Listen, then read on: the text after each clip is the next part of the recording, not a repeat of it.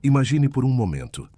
Você fecha um livro após ler sobre as promessas gloriosas de restauração, sobre templos reconstruídos e esperanças renovadas. Malaquias acabara de profetizar sobre o dia do Senhor que viria, sobre Elias que retornaria antes do grande e terrível dia. As palavras ecoavam como um eco distante. Eis que eu vos envio o profeta Elias, antes que venha o grande e terrível dia do Senhor. E então, silêncio.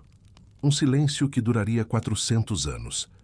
400 anos sem uma única palavra profética registrada.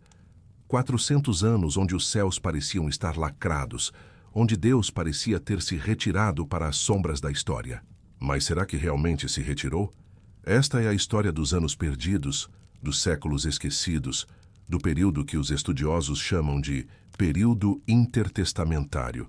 Os 400 anos de silêncio entre Malaquias e Mateus, entre a última palavra do Antigo Testamento e o primeiro suspiro do bebê Jesus em Belém. O fim de uma era o último profeta. Fala era aproximadamente o ano 430 a.C. O templo em Jerusalém, reconstruído após o exílio babilônico, erguia-se majestoso contra o céu azul da Judéia. Mas havia algo diferente no ar. Uma sensação de que uma era estava chegando ao fim. Malaquias, cujo nome significa meu mensageiro, caminhava pelas ruas de Jerusalém com o peso de uma mensagem divina queimando em seu peito.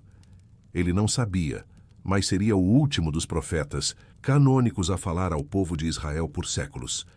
Suas palavras seriam como a última nota de uma sinfonia antes de um longo, muito longo intermédio. Certamente vem o dia, ardente como fornalha, proclamava ele nas sinagogas e nas praças, sua voz cortando o ar matinal como uma lâmina afiada. As pessoas se reuniam, algumas curiosas, outras céticas. Afinal, já haviam ouvido tantas promessas, de julgamento e restauração ao longo dos séculos. Mas as palavras de Malaquias carregavam um peso diferente. Ele falava de um mensageiro que viria preparar o caminho, de um Messias que purificaria os filhos de Levi como quem refina ouro e prata. Falava de um dia quando a justiça brilharia como o sol da justiça, com salvação em suas asas. E então, após entregar sua mensagem, Malaquias desapareceu das páginas da história sagrada.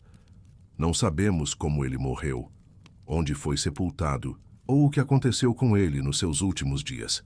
O que sabemos é que, com sua partida, uma era chegou ao fim. O povo espera nos dias que se seguiram à morte de Malaquias. O povo judeu continuou sua rotina diária. Os sacerdotes ofereciam sacrifícios no templo. Os escribas copiavam as escrituras. Os comerciantes negociavam nos mercados. A vida seguia seu curso normal. Mas havia uma expectativa no ar. As palavras dos profetas antigos ainda ecoavam nos corações dos fiéis. Isaías havia prometido que uma virgem conceberia e daria à luz um filho, que seria chamado Emanuel. Daniel havia falado de 70 semanas que foram determinadas sobre o povo judeu. Ezequiel havia visto visões de um novo templo mais glorioso que qualquer coisa já construída. Os anos passaram. 1 ano, 5 anos, uma década. Onde estava o mensageiro prometido? Onde estava o Messias que deveria vir? Os sacerdotes continuavam seus rituais, mas seus corações começaram a se tornar mecânicos. Os escribas continuavam a copiar as escrituras, mas as palavras pareciam menos vívidas, menos imediatas. O povo continuava a esperar, mas a esperança começou a minguar como uma chama sem combustível. O império que mudou o mundo Alexandre e a helenização, enquanto os judeus esperavam em silêncio por uma palavra de Deus, do norte vinha marchando um jovem conquistador cujo impacto no mundo seria maior do que qualquer um poderia imaginar. Alexandre da Macedônia, conhecido pela história como Alexandre o Grande, tinha apenas 20 anos quando assumiu o trono após a morte de seu pai, Filipe II.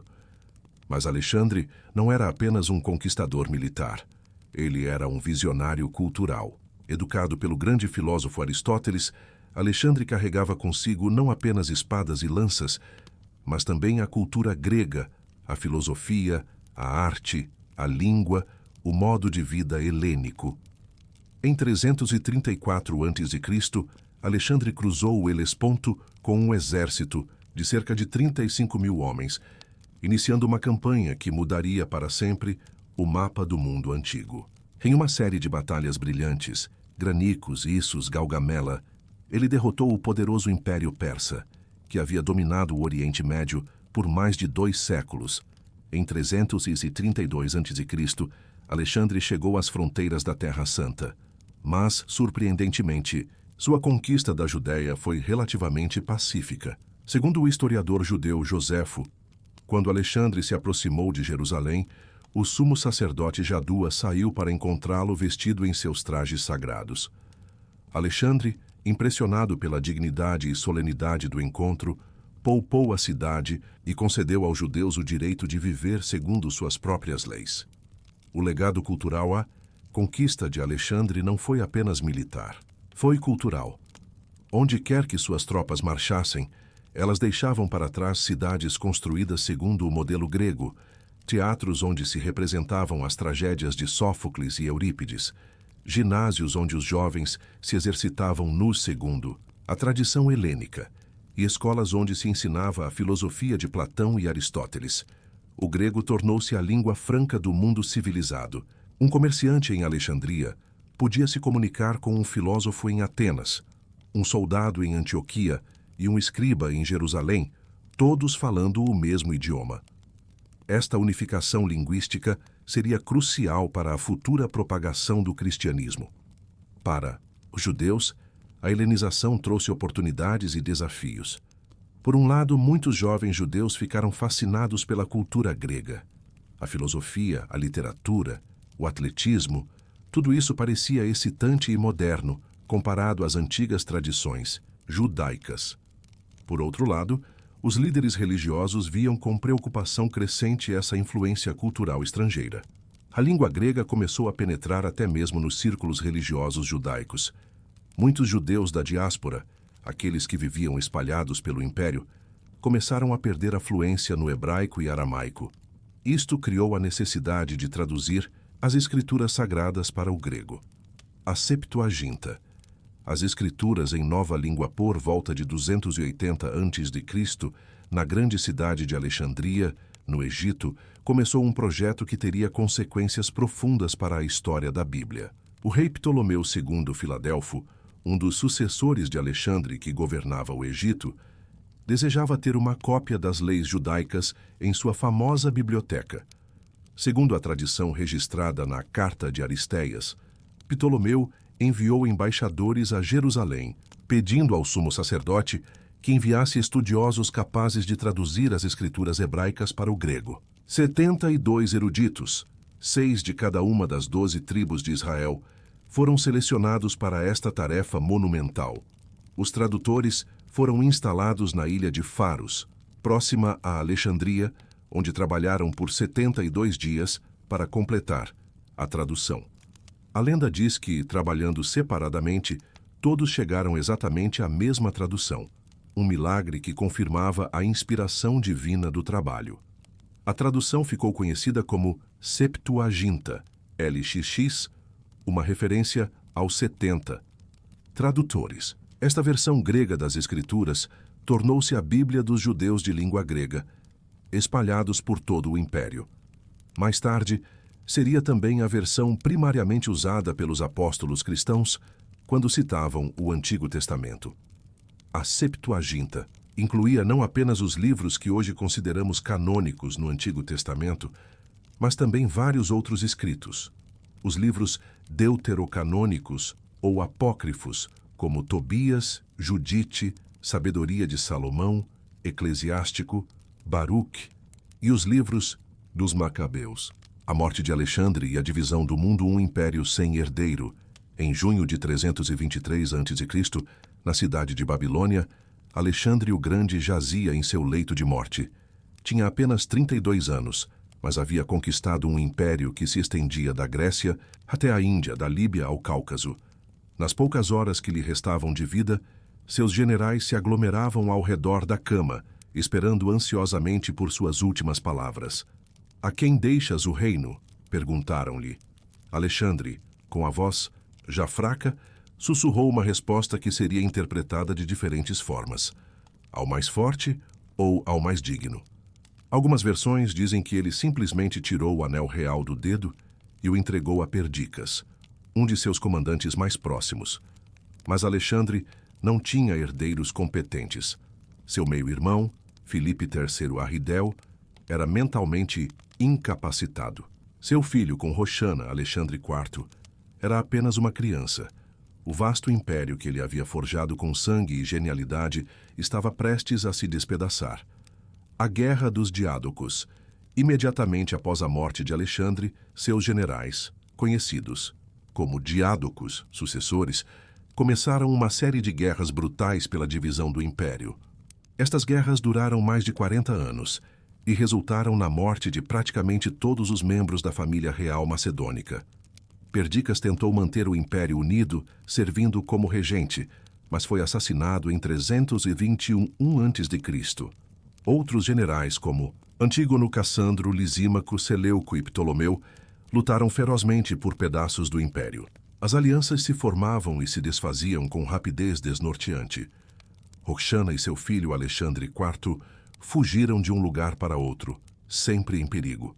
Finalmente, em 310 a.C., Cassandro ordenou que ambos fossem executados, acabando assim com a linhagem direta de Alexandre. Os 4 reinos, gradualmente, das cinzas do Império de Alexandre, emergiram 4 grandes reinos. O reino ptolomaico no Egito. Estabelecido por Ptolomeu I, este reino duraria quase 3 séculos, até a morte de Cleópatra. Cessou em 30 a.C. Alexandria tornou-se o centro intelectual do mundo helenístico, com sua famosa biblioteca e museu. O reino Seleucida na Síria e Mesopotâmia, fundado por Seleuco I, este foi o maior dos reinos sucessores, estendendo-se inicialmente desde a Síria até a Índia. Antioquia tornou-se sua capital. O reino Antigônida na Macedônia, estabelecido por Antígono II. Gônatas controlava a Grécia e a Macedônia. O reino de Pérgamo na Ásia Menor, menor que os outros, mas culturalmente significativo.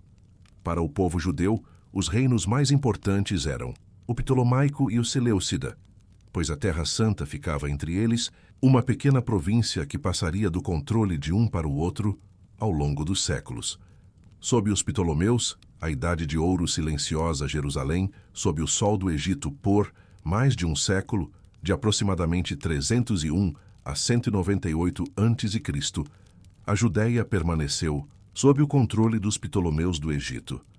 Este período foi, de muitas maneiras, uma idade de ouro para o povo judeu. Os Ptolomeus, em geral, eram governantes tolerantes, que permitiam aos povos conquistados manter suas tradições religiosas e culturais. Jerusalém, durante este período, mantinha uma aparência externa de tranquilidade.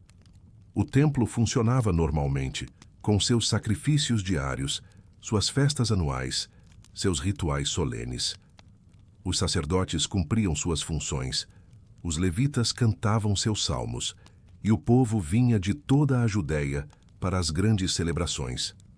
O sumo sacerdote não era apenas um líder religioso, mas também o governante político de fato da Judéia. Ele prestava contas diretamente ao governador ptolomaico em Alexandria, mas gozava de considerável autonomia em assuntos internos. A vida cotidiana no silêncio. Como era a vida diária de um judeu comum durante estes anos silenciosos? Vamos imaginar a história de Simão, um jovem escriba que vivia em Jerusalém durante os primeiros anos do domínio ptolomaico. Simão acordava antes do amanhecer, como era seu costume. Sua pequena casa de pedra, situada em uma das colinas próximas ao templo, oferecia uma vista parcial do complexo sagrado. Ele podia ver a fumaça dos sacrifícios matinais subindo lentamente contra o céu que começava a clarear. Após suas orações matinais, Simão caminhava pelas ruas estreitas de Jerusalém até a casa de estudos, onde trabalhava copiando manuscritos das Escrituras. O trabalho era meticuloso e sagrado. Cada letra tinha que ser formada com perfeição, cada palavra verificada múltiplas vezes. Durante suas longas horas de trabalho, Simão frequentemente se perguntava sobre as profecias que copiava. Quando viria o Messias prometido? Quando Deus quebraria seu silêncio? Ele havia crescupe ouvindo as histórias dos profetas antigos, Elias, Eliseu, Isaías, Jeremias, homens que falavam face a face com Deus. Onde estavam esses homens agora? As tensões. Crescentes, mas mesmo durante esta época relativamente pacífica, havia tensões crescentes dentro da sociedade judaica. A cultura grega continuava a exercer sua influência sedutora, especialmente sobre os jovens e as classes mais altas. Muitos jovens judeus eram atraídos pelos ginásios gregos, onde podiam estudar filosofia, retórica e atletismo. Mas a participação em atividades atléticas gregas requeria nudez, algo profundamente ofensivo aos judeus piedosos. Pior ainda, alguns jovens judeus chegavam ao ponto de submeter-se a procedimentos cirúrgicos para disfarçar sua circuncisão, negando assim o sinal da aliança com Deus. A língua grega também ganhava terreno. Muitas famílias judeus, especialmente aquelas envolvidas no comércio, começaram a falar grego em casa. Alguns até adotaram nomes gregos: Jasão em vez de Josué, Menelau em vez de Menahem. O desenvolvimento da sinagoga, uma das mudanças mais significativas durante o período intertestamentário, foi o desenvolvimento da sinagoga como instituição. Durante o exílio babilônico, quando o templo havia sido destruído, os judeus desenvolveram a prática de se reunir em pequenos grupos para oração e estudo das Escrituras. Mesmo após a reconstrução do templo, estas assembleias locais continuaram e se desenvolveram. A sinagoga, palavra grega que significa reunião, tornou-se o centro da vida religiosa comunitária para judeus em toda parte, não apenas na Palestina, mas também nas comunidades da diáspora espalhadas pelo mundo helenístico. Nas sinagogas, os judeus se reuniam aos sábados e em outros dias sagrados para oração, leitura das Escrituras e instrução. Qualquer homem judeu adulto podia ser chamado para ler das Escrituras ou oferecer uma interpretação. Este sistema democrático de educação religiosa seria crucial para a preservação da fé judaica durante os períodos de perseguição que viriam. A mudança de poder. Os seleucidas assumem.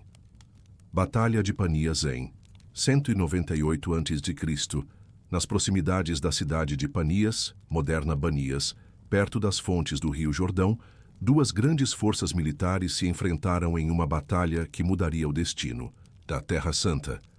De um lado, o exército ptolomaico do Egito, comandado pelo general Escopas. Do outro, as forças seleucidas da Síria, lideradas pelo rei Antíoco III, que seria conhecido pela história como Antíoco o Grande. A batalha foi decisiva. As forças seleucidas, superiores em número e melhor organizadas, derrotaram completamente o exército egípcio. Escopas foi forçado a recuar, e o controle da Judéia passou definitivamente das mãos dos ptolomeus para os seleucidas. Para o povo judeu, inicialmente esta mudança não pareceu particularmente significativa. Antíoco III, nos primeiros anos de seu reinado sobre a Judéia, mostrou-se um governante tolerante, similar aos ptolomeus. Ele confirmou os privilégios religiosos dos judeus e até ofereceu contribuições para a manutenção do templo. Antíoco III e a expansão ocidental Antíoco III era um governante ambicioso que sonhava em restaurar a glória do Império de Alexandre. Após consolidar seu controle sobre o Oriente Médio, ele voltou seus olhos para o oeste, para a Grécia e as ricas cidades da Ásia Menor. Mas o Ocidente não era mais o mesmo dos tempos de Alexandre. Uma nova potência havia surgido: Roma. A República Romana, que começara como uma pequena cidade-estado na Península Italiana, havia crescido para se tornar a força dominante no Mediterrâneo Ocidental. Em 192 a.C., Antíoco invadiu a Grécia, dando início a uma guerra contra Roma, que selaria o destino de seu reino. Os romanos, liderados pelos irmãos Cipião, derrotaram Antíoco na Batalha de Magnésia em 190 a.C. A Paz de Apameia, assinada em 188 a.C., foi devastadora para o reino seleucida.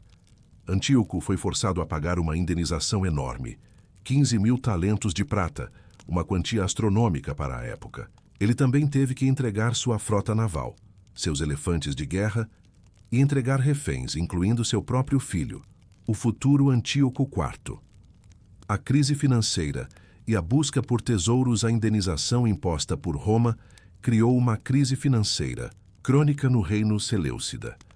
Antíoco III, desesperado por recursos, começou a saquear templos em seu território em busca de ouro e prata. Foi durante uma dessas expedições, tentando roubar o templo de Bel, na Elimaida, que ele foi morto por uma multidão enfurecida em 187 a.C. Seu filho, Seleuco IV, herdou não apenas o trono, mas também a dívida crippling para Roma. Ele continuou a política de seu pai de buscar tesouros em templos, enviando seu ministro Heliodoro, até mesmo para investigar a possibilidade de confiscar os tesouros do Templo de Jerusalém.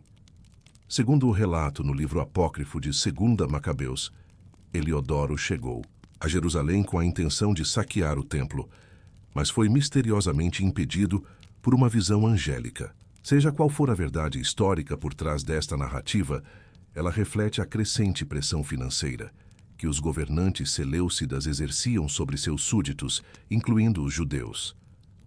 A ascensão de Antíoco IV, Epifânio em 175 a.C., Seleuco. Foi assassinado por Heliodoro, que tentou usurpar o trono. Mas outro pretendente apareceu, Antíoco IV, irmão de Seleuco IV, que havia estado em Roma como refém. Com o apoio dos romanos, Antíoco IV conseguiu tomar o poder, adotando o título de Epifânio, manifestação divina. Antíoco IV era um homem complexo e contraditório. Por um lado, era um patrono das artes e da literatura, fundador de cidades e construtor de templos.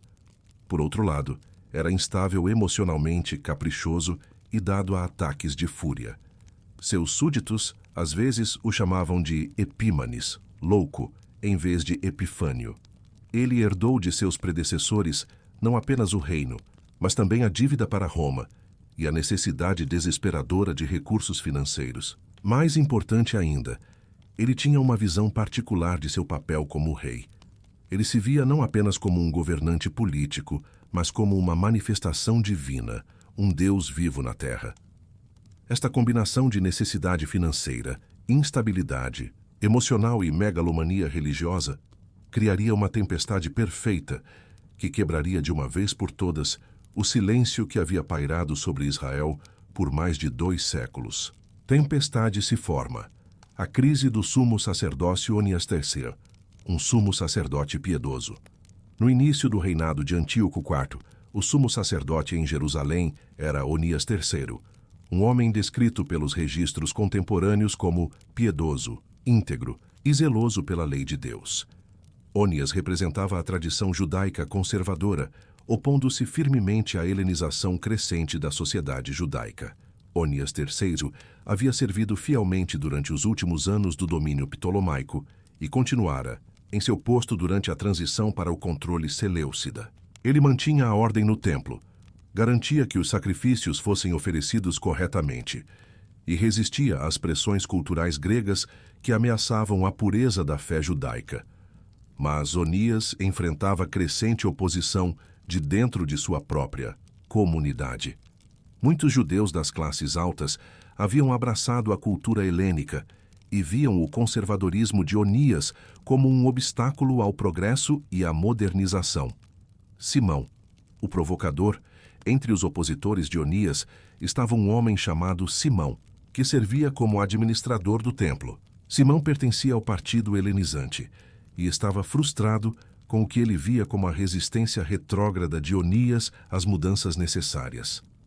A tensão entre Onias e Simão chegou ao ponto de ruptura quando Simão acusou Onias de má administração dos fundos do templo. Mais provocativamente ainda, Simão informou às autoridades seleucidas que o tesouro do templo continha enormes quantidades de riqueza privada, dinheiro que, ele insinuou, poderia ser confiscado pelo governo. Esta acusação chegou aos ouvidos de Heliodoro, o ministro de Seleuco IV, que já estava desesperadamente procurando por fontes de receita para pagar a dívida de Roma. Como mencionado anteriormente, Heliodoro veio a Jerusalém para investigar, mas foi impedido de saquear o templo por circunstâncias misteriosas. Missão de Onias a Antioquia. Após o incidente com Heliodoro, Onias III decidiu que precisava esclarecer a situação diretamente com o rei. Ele viajou para Antioquia, a capital seleucida, para se defender das acusações de Simão e para assegurar a proteção contínua dos privilégios judaicos. Mas enquanto Onias estava em Antioquia, eventos dramáticos se desenrolaram tanto lá quanto em Jerusalém. Seleuco IV foi assassinado e Antíoco IV assumiu o poder. Em Jerusalém, o irmão de Onias, Josué, que havia adotado o nome grego Jasão, viu uma oportunidade. Jasão compra o sumo sacerdócio. Jasão era tudo o que seu irmão Onias não era. Enquanto Onias era conservador, Jasão era progressista. Enquanto Onias resistia à helenização, Jasão a abraçava. E enquanto Onias estava longe em Antioquia, Jasão estava em Jerusalém, conspirando. Jasão apresentou-se ao novo rei Antíoco IV com uma proposta extraordinária e chocante. Ele ofereceu pagar 360 talentos de prata pelo direito de substituir seu irmão como sumo sacerdote. Mais ainda, ele prometeu pagar 150 talentos adicionais se recebesse permissão para estabelecer um ginásio grego em Jerusalém e para inscrever os habitantes de Jerusalém como cidadãos antioquenos. Para Antíoco IV, a proposta de Jasão era irresistível. Ele desesperadamente precisava de dinheiro, e aqui estava alguém oferecendo não apenas uma quantia substancial, mas também promovendo a helenização, algo que Antíoco via como uma forma de unificar e modernizar seu reino. O acordo foi fechado. Com um simples decreto real, a natureza do sumo sacerdócio judaico foi fundamentalmente alterada. Pela primeira vez na história, o cargo mais sagrado do judaísmo foi comprado e vendido como uma mercadoria política. A transformação de Jerusalém, Jasão, assumiu o sumo sacerdócio com entusiasmo e, imediatamente, começou a implementar seu programa de helenização. O ginásio foi construído, provavelmente na área próxima ao templo. Um estádio foi adicionado para competições atléticas. Pela primeira vez na história judaica, jovens judeus se exercitavam nus segundo a moda grega, literalmente à sombra do templo sagrado. Alguns chegaram ao extremo de submeter-se a procedimentos cirúrgicos para esconder os sinais de sua circuncisão, envergonhados de sua identidade judaica. Jasão também introduziu outras práticas gregas. Os jovens judeus começaram a usar o chapéu de Hermes, símbolo da educação helênica. Festivais gregos foram celebrados em Jerusalém. A língua grega tornou-se mais predominante nas transações públicas. Mas talvez a mudança mais significativa tenha sido psicológica. Por 3 anos, de 174 a 171 a.C., Jerusalém se transformou em uma cidade helênica. A identidade judaica tradicional foi posta em questão como nunca antes. Onde estava Deus em tudo isso? Por que ele permitia que sua cidade sagrada fosse transformada dessa maneira? O silêncio dos céus continuava, mas as tensões na terra estavam se intensificando rapidamente. O colapso moral, Menelau e a corrupção total, a traição de Menelauce, a usurpação do sumo sacerdócio por Jasão, havia sido chocante. O que aconteceu a seguir foi ainda pior. Em 171 a.C., outro pretendente apareceu na corte de Antíoco IV. Seu nome era Menelau, originalmente Menahem, e ele nem mesmo pertencia à linhagem sacerdotal legítima. Ele era da tribo de Benjamim, não de Levi. Menelau fez uma oferta ainda, mais extravagante que a de Jasão. Ele prometeu pagar 600 talentos de prata, quase o dobro do que Jasão havia oferecido, pelo direito de se tornar sumo sacerdote. Para Antíoco IV, ainda lutando com suas obrigações financeiras para Roma, a oferta era irresistível. Mais uma vez, um decreto real mudou a liderança religiosa dos judeus. Jasão foi deposto, e Menelau, um homem sem qualificação hereditária ou religiosa, tornou-se sumo sacerdote. o assassinato de Onias III. Enquanto isso, Onias III ainda estava em Antioquia, tentando recuperar sua posição legítima. Ele havia se tornado uma figura inconveniente para Menelau, um lembrete vivo da legitimidade sacerdotal tradicional e um crítico vocal da corrupção que havia tomado conta do cargo sagrado. Menelau, temendo que Onias pudesse eventualmente recuperar sua posição conspirante com Andrônico, o vice-rei de Antíoco em Antioquia, para eliminar o problema. Onias foi atraído para fora do santuário de Apolo e Artemis em Dafne, onde havia buscado proteção, sob a promessa de segurança. Uma vez fora do santuário, ele foi brutalmente assassinado. O assassinato de Onias III enviou ondas de choque através da comunidade judaica. Aqui estava um sumo sacerdote legítimo, um homem piedoso e íntegro, morto por ordem de um usurpador que havia comprado o cargo sagrado com dinheiro manchado de sangue. Mesmo alguns gentios ficaram horrorizados. Quando Antíoco IV soube do assassinato, ele ficou furioso. Não por amor à justiça, mas porque o ato havia sido cometido sem sua autorização. Ele mandou executar Andrônico e destituir Menelau de suas honras reais, embora tenha permitido que ele mantivesse o sumo sacerdócio. A profanação do tesouro do templo, as promessas financeiras de Menelau logo se mostraram impossíveis de cumprir. Os 600 talentos que ele havia prometido representavam uma quantia astronômica, mais do que muitas cidades inteiras podiam gerar em anos de impostos. Desesperado para honrar seu compromisso com Antíoco IV, Menelau tomou uma decisão que selaria seu destino na história como um dos mais desprezíveis vilões do período intertestamentário. Ele começou a roubar os tesouros sagrados do templo. Vasos de ouro e prata, ofertas votivas acumuladas ao longo de séculos, ornamentos preciosos dedicados a Deus, tudo foi sistematicamente removido e vendido. Menelau justificava suas ações como necessárias para manter a paz com os seleucidas, mas todo mundo podia ver que se tratava de simples roubo sacrilégico. A revolta popular, a profanação do templo por Menelau, despertou uma fúria que havia estado dormindo no coração do povo judeu.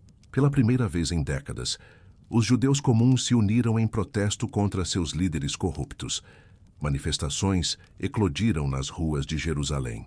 Multidões se reuniam no átrio do templo, exigindo a remoção de Menelau.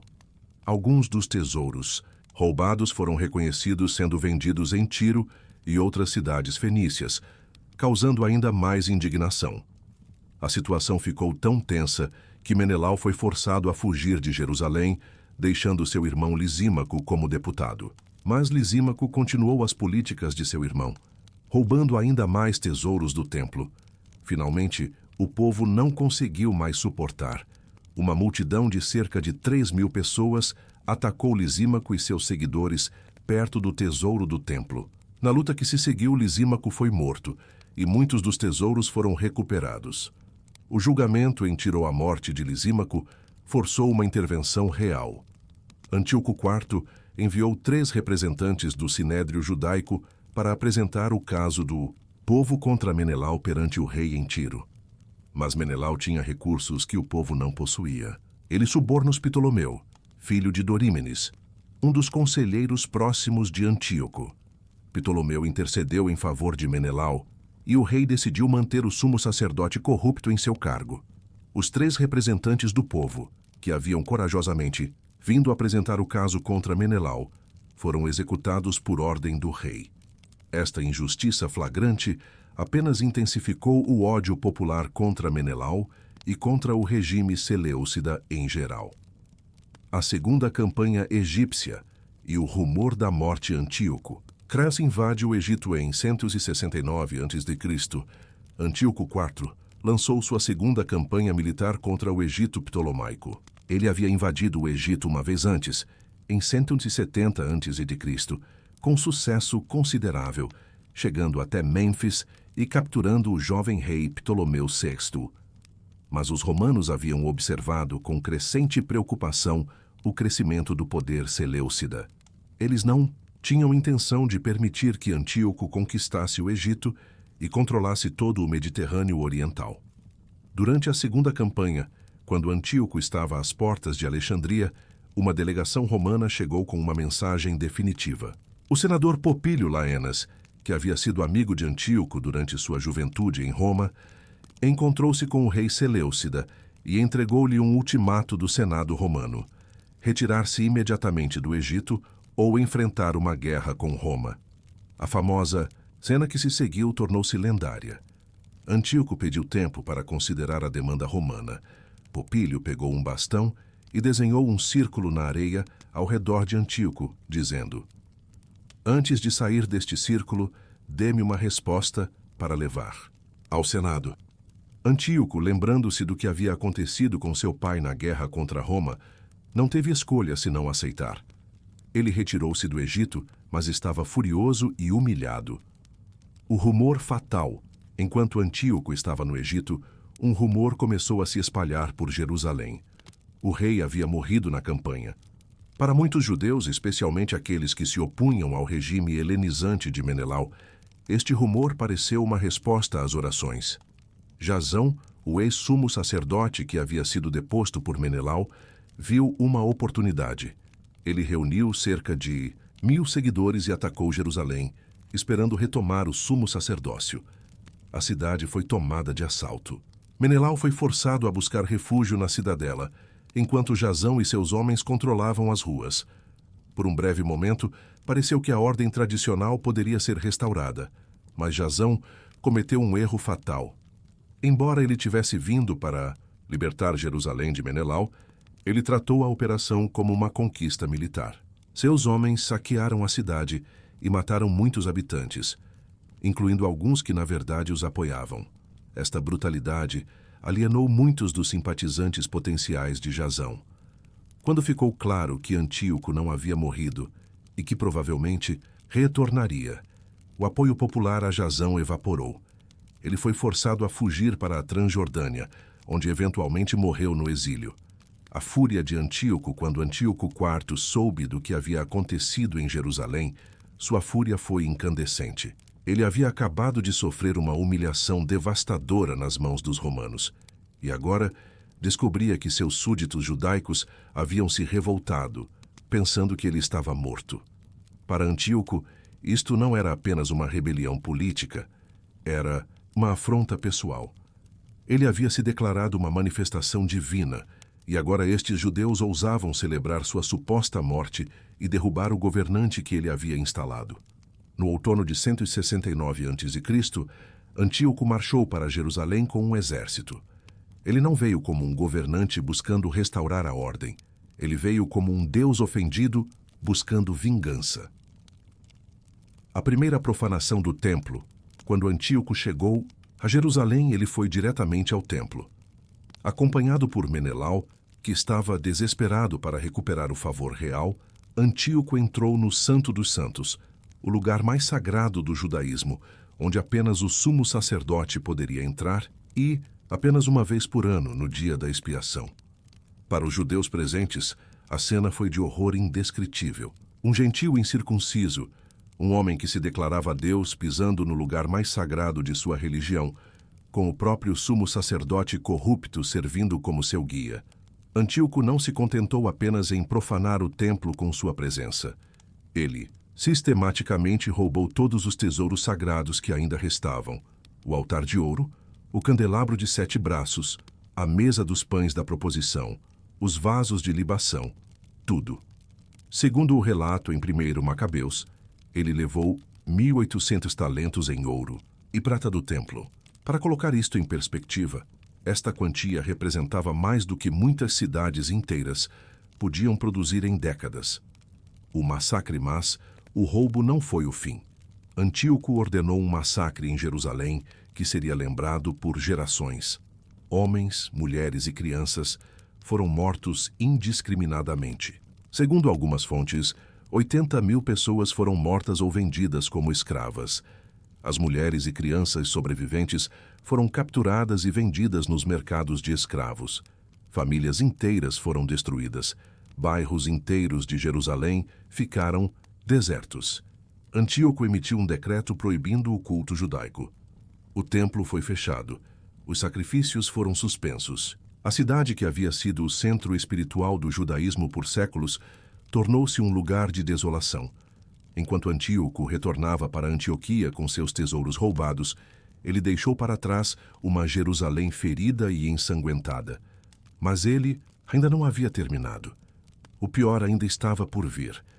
A abominação da desolação, o retorno de Antíoco.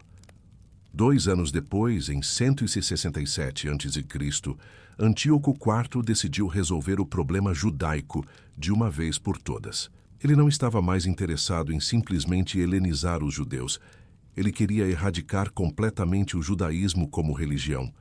Ele enviou um general chamado Apolônio com um exército de 22.000 homens para Jerusalém. Apolônio chegou em um sábado, fingindo intenções pacíficas. Ele esperou até que os judeus estivessem reunidos para os serviços da sinagoga e então ordenou um ataque surpresa.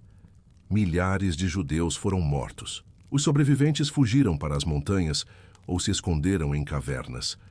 Apolônio então ordenou que as muralhas de Jerusalém fossem derrubadas e que uma nova fortaleza fosse construída no Monte Sião, com vista para o templo. Esta fortaleza, chamada de Acra, foi povoada com colonos gentios e judeus apóstatas. Sua posição estratégica permitia que a guarnição seleucida observasse e controlasse todas as atividades no templo. O decreto de perseguição, mas a verdadeira catástrofe veio na forma de um decreto real que Antíoco emitiu em dezembro de 167 a.C. Este decreto, sem precedentes na história antiga, proibia completamente a prática do judaísmo em todos os territórios seleucidas. O decreto especificava que todos os sacrifícios a Deus eram proibidos. Observância do sábado era punível com morte. A circuncisão era proibida. A posse de rolos das escrituras era crime capital. As festas judaicas não podiam ser celebradas. Todos os judeus eram obrigados a participar em cultos pagãos. Cópias do decreto foram enviadas para todas as cidades com populações judaicas significativas. Funcionários reais foram designados para garantir o cumprimento. A profanação suprema, mas o ato mais chocante veio no dia 25 de dezembro de 167 a.C. Neste dia, Antíoco IV ordenou que o templo de Jerusalém fosse rededicado ao deus grego Zeus, olímpico. Uma estátua de Zeus, que supostamente tinha as feições do próprio Antíoco, foi erguida no altar dos sacrifícios. Pior ainda, porcos foram sacrificados no altar sagrado, e o caldo foi derramado sobre os rolos das escrituras. Para os judeus, esta profanação era literalmente inimaginável. O animal mais impuro sendo sacrificado no lugar mais sagrado de sua religião. Esta profanação ficou conhecida na história como a Abominação da Desolação, uma referência à profecia de Daniel sobre um tempo quando o lugar santo seria profanado por um governante pagão. O programa de helenização forçada Antíoco não se contentou apenas em profanar o templo. Ele instituiu um programa sistemático para erradicar qualquer traço de judaísmo de seus territórios. Funcionários reais foram enviados para cada cidade e vila para supervisionar sacrifícios pagãos. Todo judeu era obrigado a participar sob pena de morte. Aqueles que se recusavam eram torturados e executados publicamente. Altares pagãos foram erguidos em cada comunidade judaica. Prostitutas sagradas foram instaladas nos lugares santos. Festivais dionisíacos, orgias religiosas dedicadas ao deus do vinho, foram ordenados em todo o território. Os primeiros mártires, mas algo extraordinário aconteceu. Em vez de se submeter, muitos judeus escolheram a morte. Pela primeira vez na história, pessoas morreram especificamente por suas crenças religiosas, criando o conceito de martírio religioso. O livro de 2 Macabeus preserva algumas dessas histórias heróicas. Havia Eleazar, um escriba de 90 anos que se recusou a comer carne de porco e foi torturado até a morte. Havia uma mãe e seus 7 filhos que foram mortos um por um quando se recusaram a abandonar sua fé. Essas histórias se espalharam por toda a comunidade judaica, inspirando outros a resistir. Famílias inteiras preferiram fugir para o deserto a se submeter à helenização forçada. A resistência passiva, nas montanhas da Judéia, nas cavernas próximas ao Mar Morto, nas ravinas remotas da Samaria, pequenos grupos de judeus fiéis se escondiam e continuavam a praticar sua religião em segredo. Eles circuncidavam seus filhos em rituais clandestinos, mesmo sabendo que a descoberta significaria morte certa. Eles observavam o sábado em silêncio, reunindo-se em pequenos grupos para oração e estudo das Escrituras. Algumas famílias chegaram ao extremo de se esconder em cavernas com suas crianças pequenas. Quando os soldados seleucidas as descobriam, famílias inteiras preferiam morrer a se submeter. O silêncio de Deus? Durante estes meses terríveis, muitos judeus fiéis se perguntavam: onde estava Deus? Por que ele permitia que seu templo fosse profanado, seu povo massacrado, sua lei pisoteada? Alguns começaram a questionar se Deus havia realmente abandonado Israel. Outros se perguntavam se isto era o fim dos tempos profetizado por Daniel. Alguns até questionaram se Antíoco poderia realmente ser mais poderoso que o Deus de Israel. Mas outros, especialmente aqueles que estudavam as Escrituras profundamente, começaram a ver padrões nas profecias antigas. Daniel havia falado de um tempo de tribulação sem precedentes. Isaías havia profetizado sobre um período de escuridão antes do amanhecer. Jeremias havia predito que Deus testaria seu povo como ouro no fogo. Talvez, pensavam eles, Deus não estivesse ausente. Talvez ele estivesse preparando algo. E então, das montanhas da Judéia, veio uma voz de resistência que mudaria tudo. O rugido de leão, a revolta dos Macabeus. Incidente em Modim, a pequena cidade de Modim, ficava a cerca de 30 quilômetros a noroeste de Jerusalém, nas colinas da Judéia. Era uma comunidade agrícola simples, habitada principalmente por fazendeiros e pastores que viviam vidas tranquilas, longe da agitação política da capital. Em 167 a.C., um oficial seleucida chegou a Modim com uma escolta de soldados. Sua missão era simples: garantir que todos os habitantes da cidade participassem de um sacrifício pagão, conforme ordenado pelo decreto de Antíoco IV. Um altar foi erguido na praça central da cidade. Incenso, vinho e um porco foram trazidos para o sacrifício. Toda a população foi convocada para assistir e participar. O oficial procurou por líderes locais que pudessem dar o exemplo. Seu olhar caiu sobre um homem idoso de barba branca que claramente comandava respeito na comunidade. Este era Matatias, um sacerdote da divisão de Joaribe, descendente de uma linhagem sacerdotal que remontava aos tempos de Davi. Matatias, o sacerdote. Rebelde Matatias era um homem de cerca de 70 anos, pai de 5 filhos adultos: João, Simão, Judas, Eleazar e Jonatas. Ele havia servido como sacerdote em Jerusalém, até que a corrupção de Jasão e Menelau o forçou a se retirar para sua cidade natal.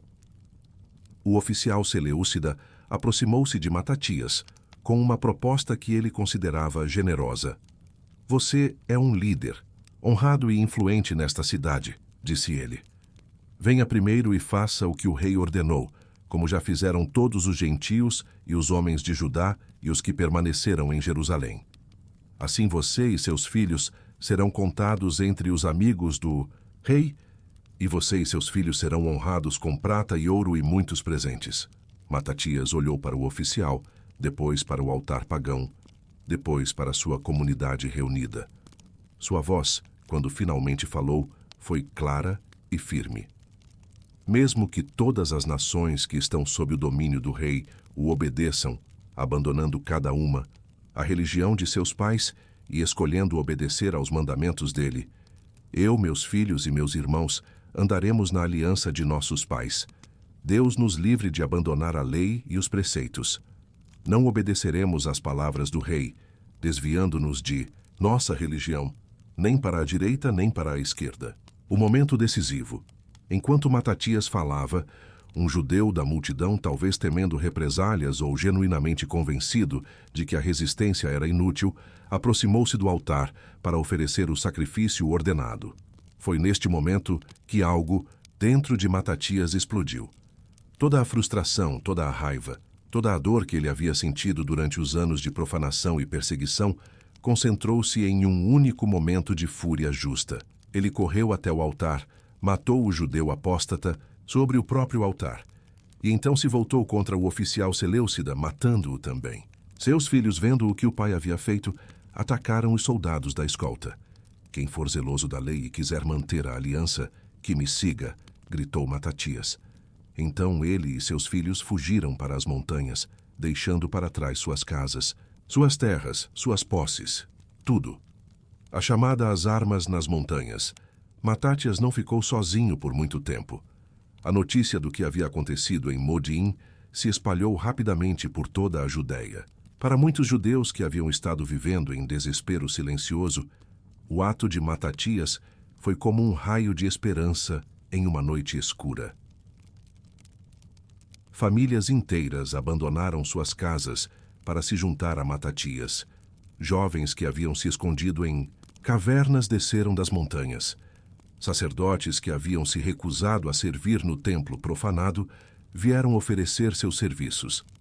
Entre aqueles que se juntaram a Matatias estavam os Hasidim, os piedosos, um grupo de judeus extremamente devotos que haviam se organizado em resposta à crise religiosa. Eles não eram guerreiros por natureza, mas estavam dispostos a lutar pela preservação de sua fé. A primeira campanha Matatias e seus seguidores começaram uma campanha de guerrilha contra as forças seleucidas. Eles atacavam pequenas guarnições, destruíam altares pagãos e circuncidavam crianças em comunidades onde o rito havia sido proibido. Sua estratégia era simples, mas eficaz. Conhecendo o terreno melhor que seus inimigos, eles atacavam rapidamente e depois desapareciam nas montanhas. Eles evitavam batalhas frontais, preferindo emboscadas e ataques surpresa. Uma das primeiras questões que enfrentaram foi sobre o combate no sábado. Quando um grupo de judeus piedosos foi atacado em um sábado e se recusou a lutar, permitindo que fossem massacrados junto com suas famílias, Matatias tomou uma decisão pragmática. Se todos fizermos como nossos irmãos fizeram, e não lutarmos contra os gentios por nossas vidas e por nossas leis, eles logo nos exterminarão da terra.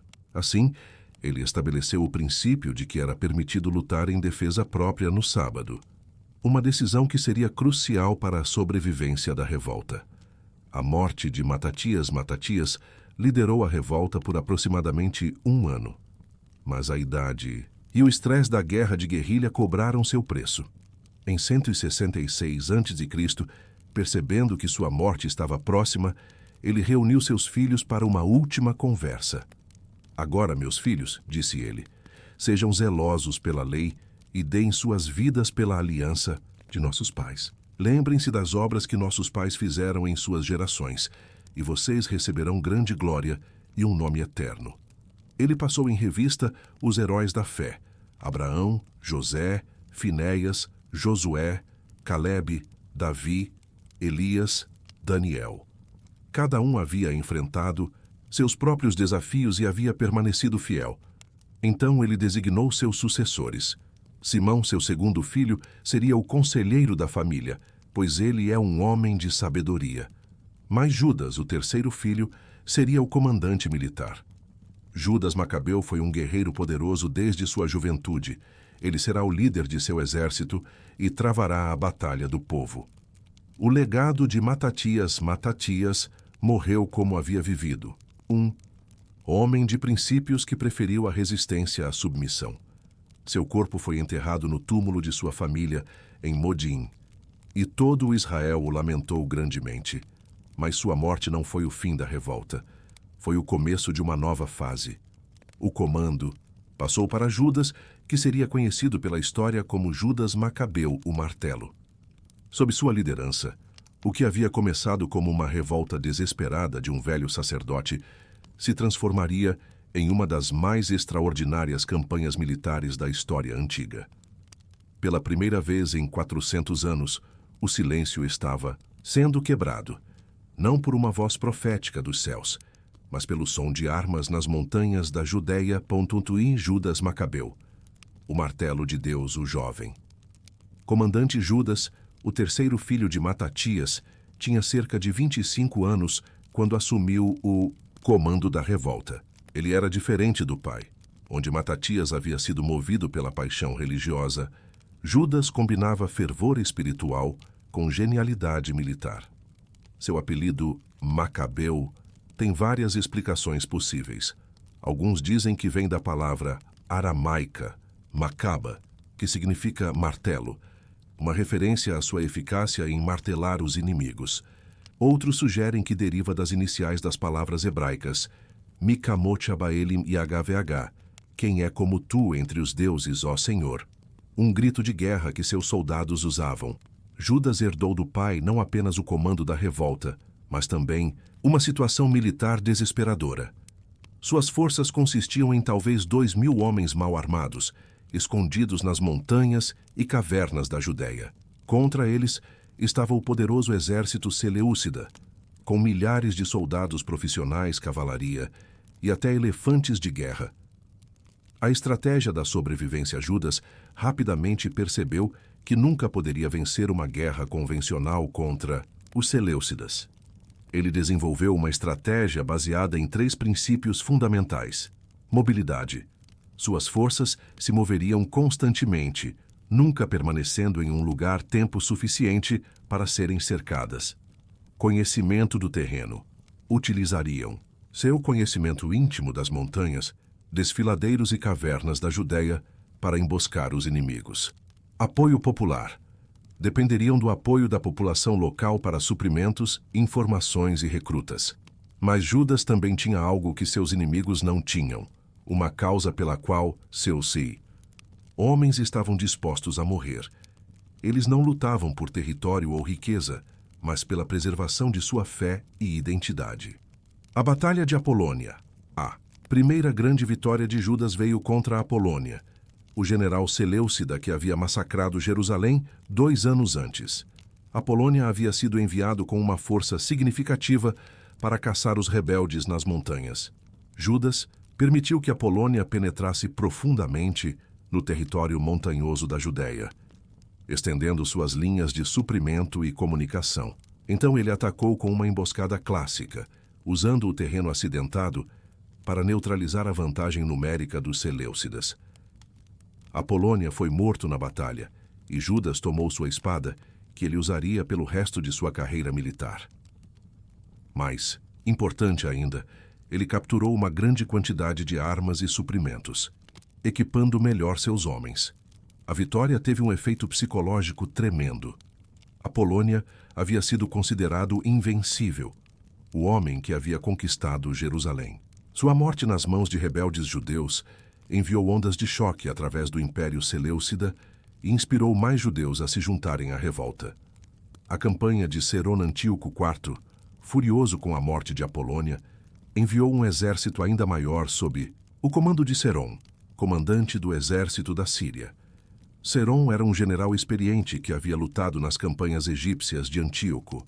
Seron marcharam para a Judéia com uma força de cerca de 10.000 homens, incluindo cavalaria e tropas auxiliares. Ele tomou a rota costeira, depois se dirigiu para o interior através da passagem de Bet-Horon, uma subida íngreme que controlava o acesso às montanhas centrais da Judéia.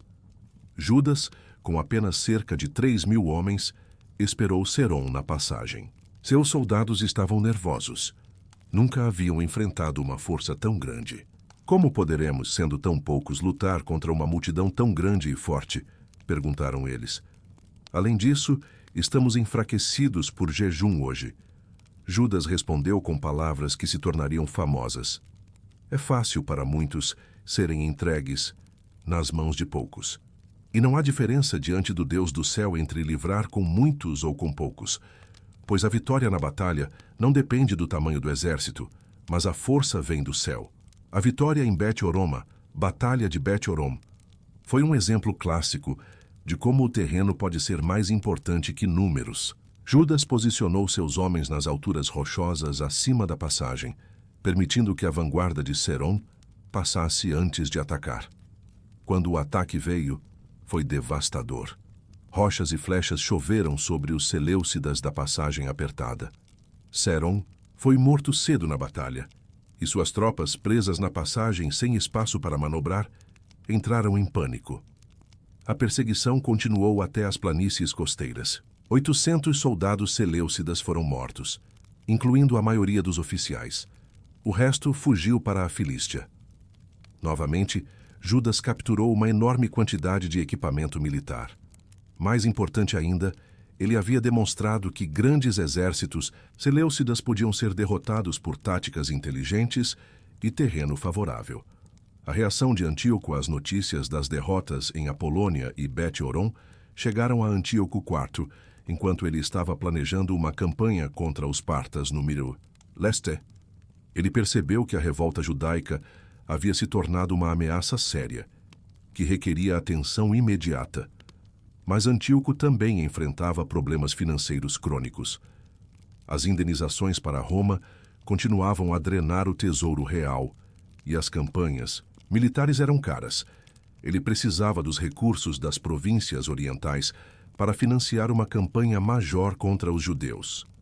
Sua solução foi dividir suas forças. Ele lideraria pessoalmente a campanha oriental contra os partas, enquanto deixaria a questão judaica nas mãos de Lísias, seu principal ministro e tutor de seu jovem filho Antíoco. Lísias, assume o comando. Lísias era um homem experiente e competente que havia servido fielmente à dinastia Seleucida por décadas. Antíoco lhe deu uma missão clara: erradicar completamente a revolta judaica e repovoar a Judéia com colonos gentios. Tome a metade do exército, Antíoco instruiu Lísias, e vá contra eles. Destrua e aniquile a força de Israel e os remanescentes de Jerusalém. Remova até mesmo a memória deles daquele lugar. Estabeleça estrangeiros em todo o seu território e distribua sua terra por sorteio. Lísias recebeu recursos substanciais para esta campanha. Ele foi autorizado a usar não apenas soldados seleucidas, mas também mercenários e tropas auxiliares de todo o império. Elefantes de guerra foram trazidos da Índia. A força total sob seu comando chegava